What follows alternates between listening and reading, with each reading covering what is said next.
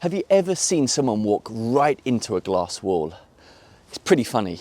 I mean, not for the person, because it's painful and it's embarrassing, but from an observer's perspective, it is hilarious.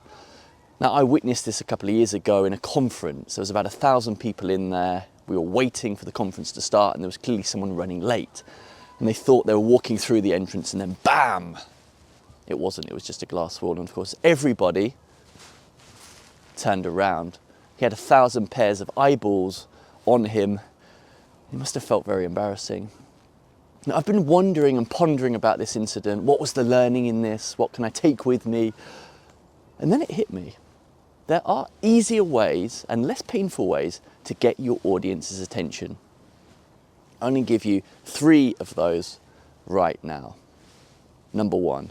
Use humour in your presentations. Now, I'm not talking about comedy and jokes because we're not professional comedians, but if you use observational humour, chances are that if you've seen it and found it funny, other people have also seen it and will find it funny.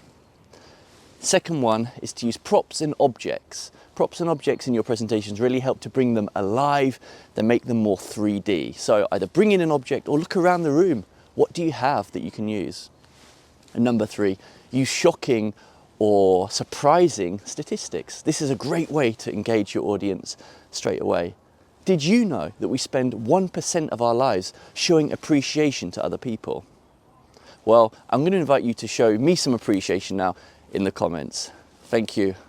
Have a lovely day.